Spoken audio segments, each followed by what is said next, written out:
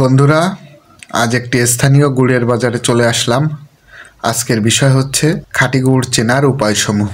রং পরীক্ষা, গন্ধে পার্থক্য, স্বাদ যাচাই, জলে দ্রবণ পরীক্ষা, স্পর্শ অনুভূতি।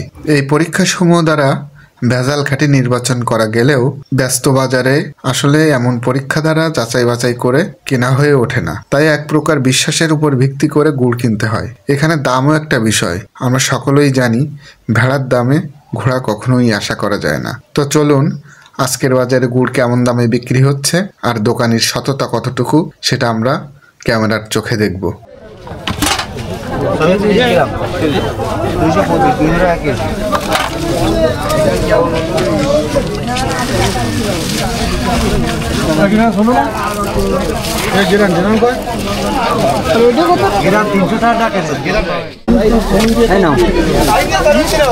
দাদা এটা কত করে? 140 টাকা। আর ওইটা ওইটা ওইটা একই দাম। এটা কি চিনি দেওয়া আছে না? না, পিওর পিওর রাখের গুড় না? কত মাখন দেয়? 1 কেজি থাকতে লাও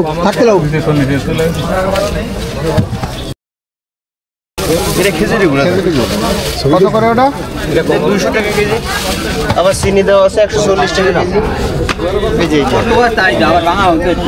আর ওর পাশের ওটা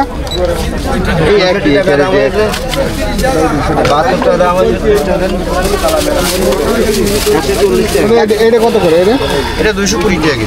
আর এটা 140 চিনি দেওয়াটা।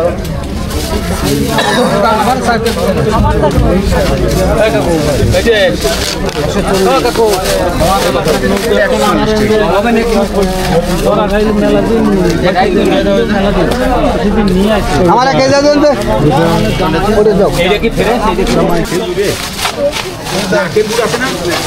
আছে এক নম্বর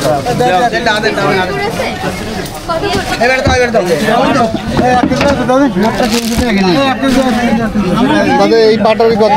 ওটা 300 টাকা এক নম্বরটা দাদা, চিনি ছাড়া। এটা হচ্ছে খেজুর, খেজুরে চিনি ছাড়া আর মিডিয়াম আছে।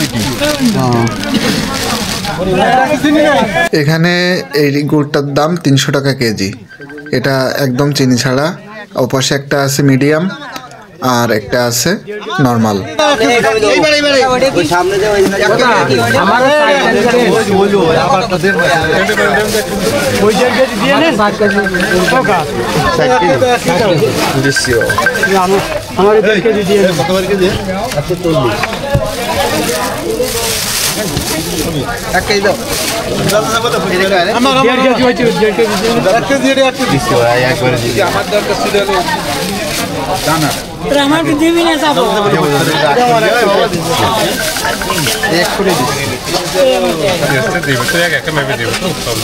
বন্ধুরা, আমরা এখন কিছু মানুষকে জিজ্ঞেস করব এখানের গুড়ের কোয়ালিটি কেমন।